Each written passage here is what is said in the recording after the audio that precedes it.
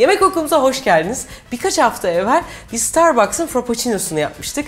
O zaman bir tane mesaj geldi. Yani bir sürüsü çok tatlıydı ama bir tanesi çok güldüm. Refika ocağım kurudu. Starbucks'a verdiğim şu Cool Lime paralarından ne olur onu da yap diye. Ona çok gülünce ben Cool Lime nedir bilmiyordum. Hiç bugüne kadar görmemişim. Bir tane ısmarladım, içtim falan. Bu ne ya? Gerçekten mi falan diye böyle bir şaşırdıktan sonra bunu nasıl yapabiliriz diye farklı denemeler yaptım. Şimdi size Starbucks'ta umarım içtiğinizden daha da lezzetli olan Cool Lime'ın evimizdeki malzemelerle nasıl yapılacağını tarifini vermek istiyorum. Böyle serinleten çok hoş bir şey oldu. Ben de şaşırdım açıkçası. Hazır mıyız? Hazırsak başlıyoruz. Malzemeler çok basit. Aslında nane, taze nane 5 dal falan. Bir tane limonum var. Bu benim bahçeden kopardım. Bizim turunçlar. Şimdi lime dediğimiz misket limon nereden bulacağız? Yani hem de çok da pahalı oluyor.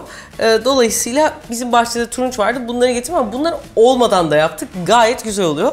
Yani nane, limon ve şeker ve su. Nasıl başlıyorum? Bu nanenin, burada taze nane veya kuru naneden de denedik burada. Böyle bir kekrek oluyor, güzel olmadı. Nanenin böyle kalın saplarını ayırıyorum.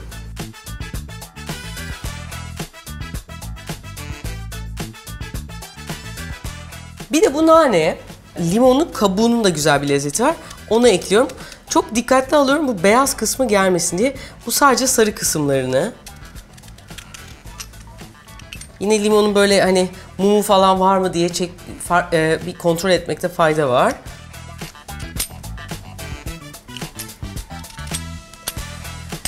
Limonun bütün sarı kısımlarını aldım, beyaz kısımlarını almadan. Buna şimdi 2 çorba kaşığı şeker koyuyorum.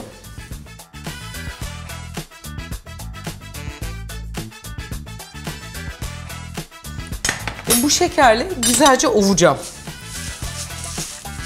Yani bu nanenin tazeliğinin, o limonun ekşiliğini tamamen şekere vermesini istiyorum. Böyle bir arkadan cızız diye bir elektriğe çarpılıyormuş gibi bir ses var. O bizim kuzguncuk 90 gün boyunca tadilatta. Kaldırımları falan mahvettiler. Arada hatta böyle yolda Refika abla işte sen buradasın diye seni görmeye geldik falan deyip böyle çöle düşmüş gibi insanlarla karşılaşıyorum. Yollar gerçekten felaket. Birazcık ama bu sesler arada olacak. Kusurumuza bakmayın ne olur. Böyle stüdyo değil gerçek yerde çekmenin böyle bazen dezavantajları da oluyor. Şimdi ilk başta böyle hala nane ve limon benliğini koruyor. Ama bunu birazcık böyle ezdikçe nane sulanmaya başlayacak. Bütün o lezzetini şekere verecekler.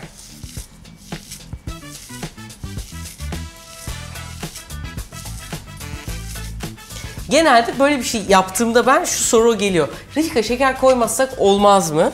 Şimdi büyük ihtimalle bunu dışarıda içtiğinizde şeker şurubuyla yapılıyor hatta. En azından bu hani bizim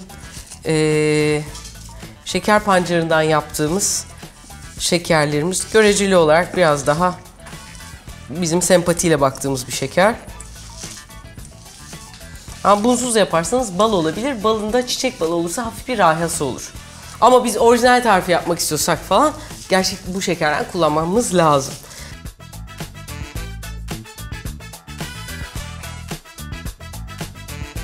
Şimdi bayağı güzelce ezdim. İyice böyle pek iç açıcı gözükmeyen bir şey dönüştü ama şimdi bunu ellerimde de var asıl lezzet.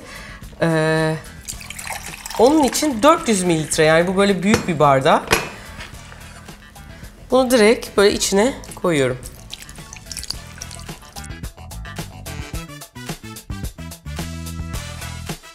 Bundan bir de 1/3 kadar daha ekliyorum.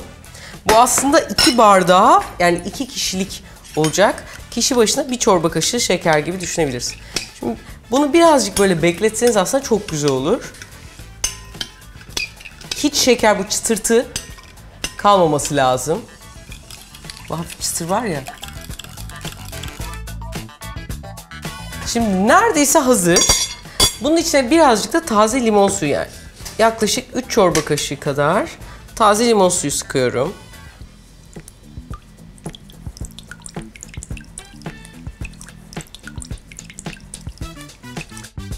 Ve artık neredeyse hazır. Şimdi şöyle bir şey. Şu an aslında bu bir nevi demleniyor. 3 çeşitli yöntem denedim hani Cool Lime'ın böyle lezzetini oturtabilmek için. Bunlardan bir tanesi taze naneyi kaynar suyla böyle yurt dışında fresh mint tea derler. O kaynar suyla demlediğimizde. Onda böyle hafif altta bir acılık ve kekreklik kaldı. Çok sevmedim. Diğer bir yöntem kuru naneyle birazcık denedim. O da çok yine böyle tatlı olmayan bir kekrekliği oldu. En güzel yöntem bu oldu. Aklınızda olsun. Şimdi bunu süzeceğim.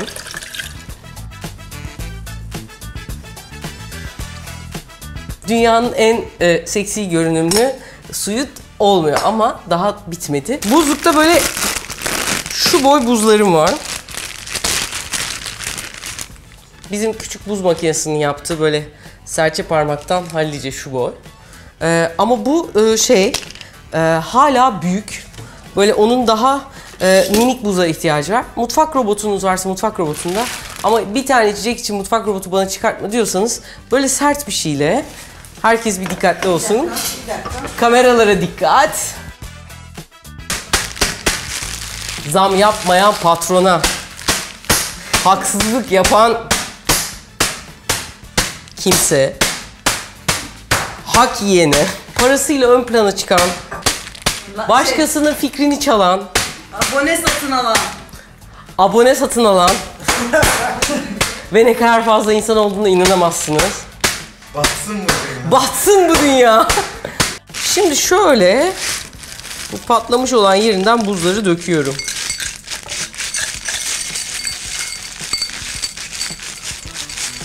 Bardağın neredeyse tamamını dolduruyoruz.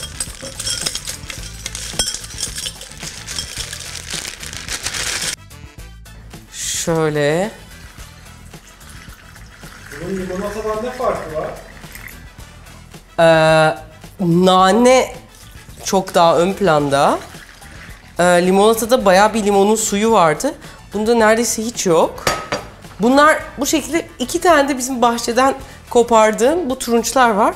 O hafif hoş bir tütüsü olsun diye. Kokusu, bize tütüsü derler Kıbrıs'ta. Daha içleri olmamış bile.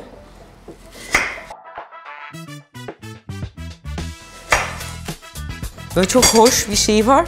Turuncun hani zaten reçeli yapılır ya, kabuğu çok kalın. Bak buradan Bahar sana göstereyim. Kabuğu daha ne kadar küçük, çiçecik gibi. Böyle 2 tane. Böyle 2 tane yerleştirdik mi? Artık neredeyse tamam. Bir de pipetlerimi koydum mu bu iş tamamdır. Burası tabii inanılmaz sıcak olduğu için buzların bir kısmı eridi bile. Gerçekten ferah.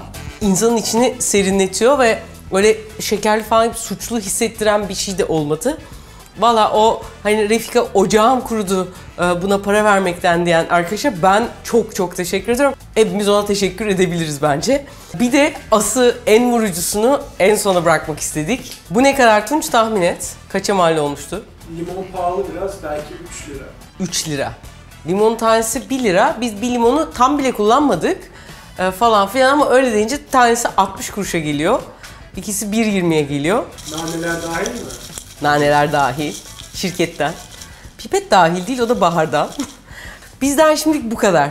Eğer hoşunuza gittiyse videomuz ne olur aşağıya beğenmeyi. Biz gerçekten öyle gaza geliyoruz. Videomuzu paylaşmayı, sevdiğiniz insanlarla paylaşmayı ve kanalımıza abone değilseniz de abone olmayı unutmayın.